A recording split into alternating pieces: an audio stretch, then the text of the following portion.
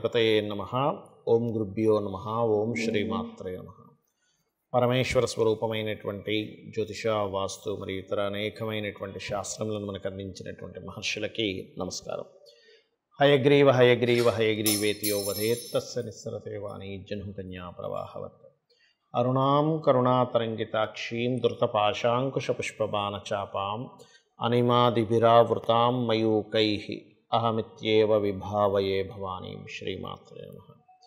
ప్రేక్షకులకి లలితాంబిక అమ్మవారి యొక్క అనుగ్రహం పరిపూర్ణంగా కలగాలని మనస్ఫూర్తిగా కోరుకుంటూ మనం ఈరోజు చెప్పుకోబోయే టాపిక్ ఏమిటంటే, మీరు పుట్టిన లగ్నం ఏమిటి? 12 లగ్నాలు ఉంటాయి కదా, 12 రాసులాగే లగ్నం తెలియని వారు రాశి నుంచి చూసుకోవచ్చు. గుర్తుపెట్టుకుని నేను చెప్పే టాపిక్ ఏదైతే ఉందో, ఆ లగ్నరీత్యా లేదా రాశిరీత్యా మీరు జన్మించినప్పుడు మీ లైఫ్ లాంగ్ అంటే మొత్తం మీ జీవితంలో తీసుకోవాల్సిన జాగ్రత్తలు ఏమిటి, మీ లైఫ్లో ఏ గ్రహం స్టాండర్డ్గా ఉండేవి అంటే అలాగా మీ జన్మజాతకంలో ఈ యొక్క ప్లానెట్ యొక్క ప్రభావం ఇలా ఉంటుంది కాబట్టి మీరు ఈ జాగ్రత్త తీసుకోవాలి, ఇటువంటి అవకాశాలు వస్తాయి, ఈ విషయంలో ఈ దేవత ఆరాధన చేసుకుని మీకు వీక్గా ఉన్నట్లయితే అనేటువంటి అంశాలు మనం ఒక్కొక్క లగ్నరీత్యా ఒక్కొక్క రాశిరీత్యా మనం ఇప్పుడు తెలుసుకుందాం. మీన లగ్నము, మీనరాశి. మీన లగ్నంలో జన్మించారు అంటే ఆధ్యాత్మికమైన ప్రయాణం ఒక కొలికి వచ్చినప్పుడు మాత్రమే మీన లగ్నంలో జన్మిస్తారు. అందుకే మీన లగ్నంలో మీన రాశిలో జన్మించిన వారికి ఏమవుతుందంటే, వాళ్ళకి ఎప్పుడూ లైఫ్లో ఒక సెర్చ్ జరుగుతూ ఉంటుంది మైండ్లో. ఏంటంటే, నేను ఎందుకు జన్మించాను, వాట్ ఈజ్ మై లైఫ్, నా లైఫ్ ఏమిటి, నేను ఎందుకు జన్మించాను, ఎందుకు ఇక్కడ ఉంటున్నాను, ఎందుకు ఇట్లా ఉంటుంది, ఈ సెర్చ్ అనేది మీకు లైఫ్లో ఎప్పుడు జరుగుతూనే ఉంటుంది, ఎప్పుడు తిరుగుతూనే ఉంటుంది. కాబట్టి ఏంటంటే, ఈ మీనంలో జన్మించామండి అండ్ మీనలగ్నంలో ఉన్నటువంటి దీంట్లో జన్మించడం వల్ల నా లైఫ్ ఇట్లా ఉంటుందా? ఎందుకంటే లాస్ట్ లైఫ్స్ అయ్యేవి మ్యాక్సిమం అంటే మీ జన్మజాతకంలో కర్మకారకుడు అండ్ మోక్షకారకుడు, జీవకారకుడు అండ్ కాలానికి కారకులు, వీటి కాంబినేషన్స్ని బట్టి this is last life or not అనేది మనం డిసైడ్ చేస్తూ ఉంటాం. బట్ మీనలగ్నంలో జన్మించినప్పుడు ఏంటంటే ఇన్బిల్ట్గానే కొంత అది లాస్ట్ లైఫ్ అయ్యే వాళ్ళే అక్కడ జన్మిస్తారు. ఎందుకు అంటే జీవితం యొక్క పరిపక్వత, లైఫ్ యొక్క ఏమిటి అనేటువంటిది అందుకే వాళ్ళకి సర్చింగ్ జరుగుతుంటుంది. అయితే ఇక్కడ న్యాచురల్గా వీళ్ళలో గురుతత్వం వీళ్ళకి కూడా చాలా ఎక్కువగా ఉంటుంది, ఎలా అయితే ధనుర్లగ్నం వారికి ఉంటుందో. అండ్ అలాగే వీరి కర్మలన్నీ కూడా ఈ జూపిటర్ రిలేటెడ్గానే ఉంటూ ఉంటాయి. అంటే ఏదైనా టీచింగ్ రిలేటెడ్ కావచ్చు, ఎనీథింగ్ దానికి సంబంధంగానే వెళ్తూ ఉంటుంది. అయితే ఇక్కడ ఏంటంటే పర్టికులర్గా మీరు గమనించవలసిన విషయం, మీన లగ్నంలో జన్మించినప్పుడు ఫైనాన్స్ అనేటువంటిది ఏదైనా ఫైరీ, ఎలక్ట్రానిక్స్ ఇట్లాంటి వాటి ద్వారా కూడా వస్తూ ఉంటుంది. ఎలక్ట్రికల్ వస్తువులు, ఫైర్ రిలేటెడ్ వస్తువులు, అంటే ఫైర్కి సంబంధించినవి. అంటే అట్లాగే ఇప్పుడు గ్యాస్ ఉంది, స్టవ్ ఉంది, బర్నర్స్ ఉంటాయి, ఇట్లా రకరకాలు. అయితే ఇక్కడ మీన లగ్నంలో జన్మించినప్పుడు మాత్రం కొంచెం సిబ్లింగ్స్లో స్త్రీలు ఉన్నట్లయితే వాళ్ళతో కొంత జాగ్రత్తగా ఉండాలి. ఏం చదివినా ఏదైనా ప్రాపర్టీ తీసుకున్నా రెండుగా ఉంటూ ఉంటుంది పరిస్థితి వీరికి. అయితే ఎలా అయితే ధనుర్లగ్నం వారికి సప్తమాధిపతి బాధకుడు అవుతాడో, మీ లగ్నం వారికి కూడా సప్తమాధిపతి బాధకుడు అవుతాడు. కాకపోతే మీ యొక్క జీవిత భాగస్వామి ఏదైనా బిజినెస్ రిలేటెడ్ దాంట్లోని అట్లాంటి రంగాల్లో ఉండేటువంటి ఛాన్సెస్ ఎక్కువగా ఉంటాయి. సంతాన సంబంధించిన విషయంలో కూడా మీన లగ్నం వారికి ఎక్కువ టైం పడుతుంది. సంతానం విషయంలో ఎక్కడో మూన్ పాడైతే తప్పితే ఎర్లీగానే సంతానం అనేటువంటిది కలుగుతూ ఉంటుంది. బట్ మూన్ పాడైతే that is different thing, late అవ్వడం జరుగుతూ ఉంటుంది. బట్ ఇక్కడ ఏంటంటే ముఖ్యంగా ఈ యొక్క మీన లగ్నానికి 12th and 11th లార్డ్షిప్ శనికి వచ్చింది. అందుకని ఏమిటి, ఏదైనా బిజినెస్లు అనేవి లోకల్గా కాకుండా, సహజంగా మీన లగ్నం అంటేనే మీనము అనేది కొంచెం విదేశాలని సూచించేటువంటి లగ్నంగా చెప్తున్నారు, న్యాచురల్ 12th లార్డ్ కాబట్టి. ఆదానికి మీరు కనుక ఏదైనా బిజినెస్లో ఉన్నారు, అప్పుడు ఈ 12th and 11th లార్డ్షిప్ సాటర్న్కి వచ్చింది కాబట్టి లాంగ్ టర్మ్లో మీరు విదేశాల్లో ఉండేటువంటి కంపెనీస్తో టైఅప్ పెట్టుకోవడం వల్ల లాభం వస్తుంది ఒకటి. రెండవది ఏమిటి, మీకు పార్ట్నర్షిప్ చేస్తున్నారు, మెర్క్యూరీని ఖచ్చితంగా చెక్ చేసుకోవాలి.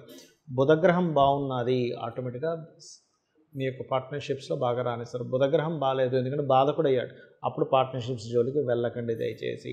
బట్ ఏదైనప్పటికీ కూడా మీరు ఎంత రాజరాజేశ్వరి అమ్మవారి యొక్క అష్టోత్తరాలు చదువుకుంటూ ఉంటే అంత బాగుంటుంది.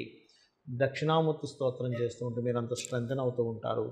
నరసింహస్వామిని, మీకు ఎప్పుడైనా ఫైనాన్షియల్ ప్రాబ్లం వచ్చింది ఒకసారి నరసింహస్వామిని తలుచుకోండి, లేదా ఓం స్కందాయ నమః అనుకోండి, ఖచ్చితంగా ఫైనాన్షియల్ గ్రోత్ వస్తుంది. అయితే జనరల్గా అందరికీ కూడా ఏంటంటే ఎవరికైనా ధనం ఇబ్బంది వస్తుందంటే ఓం సంపత్కరీ సమారూఢ సింధుర వ్రజ సేవితాయ నమః చేసుకోండి. అయితే ఇక్కడ ఏంటంటే ఏ ప్లానెట్ ఎలా ఉంది, దాని కాంబినేషన్ ఏంటి, దాని కండిషన్ ఏమిటనే దాన్ని బట్టి పర్సనల్ చార్ట్లో చూసుకోవాలి.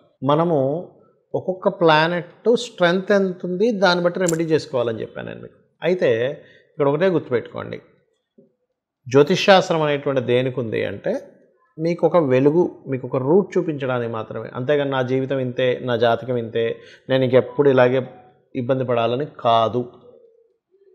మీకు ఒక తోవ తెలియట్లేదు ఒక దగ్గరికి వెళ్ళడానికి, మనం ఏం చేస్తాం, వెంటనే మన ఫోన్ ఓపెన్ చేసి అందులో సెర్చ్ కొడతాం, నేను ఇక్కడికి వెళ్ళాలంటే ఎలా వెళ్ళాలి, వెంటనే రూట్ చూపిస్తుంది. ఒక రోడ్డు బ్లాక్ అయితే ఇంకో రోడ్లోంచి ఎలా వెళ్ళాలో చూపిస్తుంది. అలాగే జ్యోతిష్శాస్త్రం కూడా ఒక దీపంలాగా జ్యోతి కాబట్టి వెలుగు చూపిస్తుంది. ఇప్పుడు ఉదాహరణకి ఇందాక మనం చెప్పుకున్నటువంటి జాతచక్రం స్ట్రెంత్ఫుల్గా ఉండాలి, ఉండకూడదని చెప్పాను. ఇప్పుడు ఉదాహరణకి మీకు ఒకవేళ నా యొక్క అంటే మీ జన్మజాతకంలో 10th లార్డ్ బాలేడు, ఉద్యోగంలో సరిగ్గా సెటిల్ అవ్వలేకపోతున్నారు అనుకోండి, వెంటనే మీరు ఏమీ కంగారు పడకుండా నేను అమ్మవారిని నమ్ముకున్నాను, నేను నామం చేసుకుంటాను, 100% నేను సక్సెస్ అవుతాను అనుకోండి. అది ఏమిటి అంటే ఓం శ్రీమాత శ్రీ మహారాజ్ని శ్రీమత్ సింహాసనేశ్వరి నమః, లేదా ఓం మాణిక్య మకుటాకార జానుద్వయ విరాజితాయే నమః. 40 minutes చేయండి, ఖచ్చితంగా మీకు మీ యొక్క జాబ్ సంబంధించిన విషయంలో 100% గ్రోత్ ఉంటుంది. అదేవిధంగా బెల్లం తినిపించండి, నువ్వులు దానంగా ఇవ్వండి, ఉలవలు దానంగా ఇవ్వండి.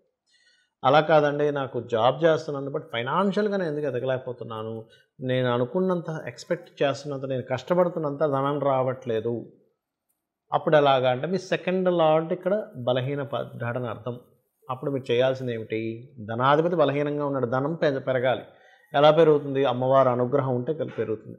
సింపుల్గా ఏం లేదు, చక్కగా మీరు ఒక తూర్పుకి ఎదురుగా కూర్చొని, లేదా సాయంత్రం పూట అయితే వెస్ట్ సైడ్ అయినా కూర్చోవచ్చు, కూర్చొని ఓం సంపత్కరీ సమారూఢ సింధుర వ్రజ సేవితాయే నమః, లేదా ఓం ధర్మాధ్యక్ష ధనాధ్యక్ష ధన ధాన్య వివర్ధనీయే నమః.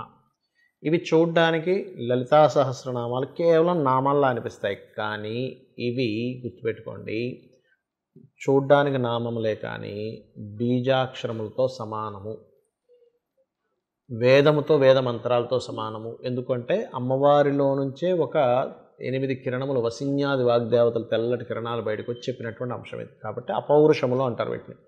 మీరేంటంటే అసలు ఇది చాలా స్ట్రాంగ్ అని మీరు బిలీవ్ చేయాలి, మీరు తెలుసుకొని చేస్తే దాని ఫలితం వేరుగా ఉంటుంది. అదేవిధంగా మరి కొంతమందికి బిజినెస్ చేస్తారు, జాబ్ కాకుండా అందులో బాగా రాణించాలని ఉంటుంది. అప్పుడు ఏం చేయాలి అంటే ఓం ఇంద్రగోప పరిక్షిప్త స్మరతూనాభజంగికాయై నమః చేసుకుంటూ ఉండాలి. ఇది మరొక విషయం ఏంటంటే ఇక్కడ దీంతోపాటు ఇక్కడ మీరు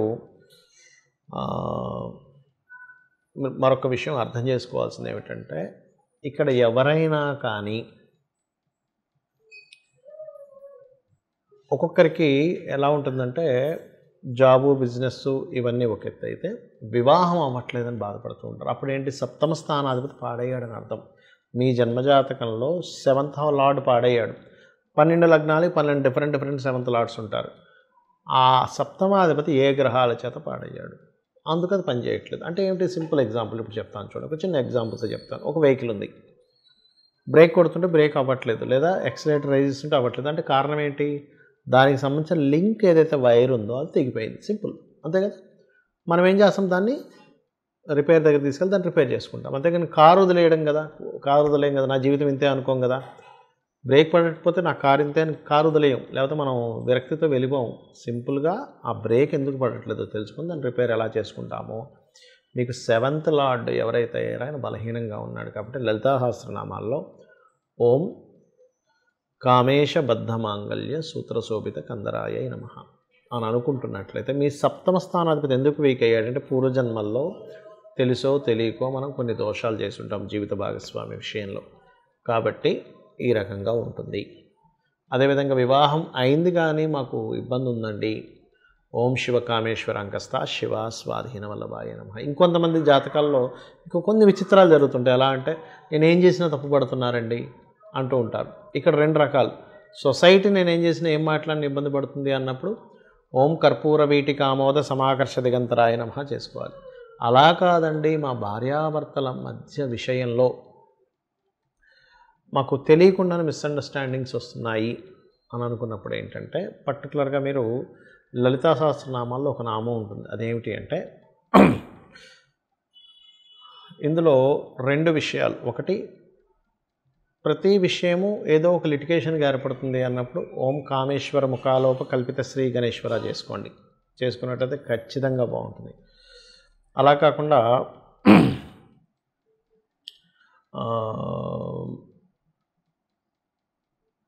ఒక్కొక్కసారి ఏమవుతుంటుందంటే ఏ పని చేస్తున్నా సరే ఆటంకం కలుగుతుంది అన్నప్పుడు కూడా ఈ నామం చేసుకోవచ్చు. కామేశ్వర ముఖాలోక కల్పిత శ్రీ గణేశ్వర అనేటువంటిది.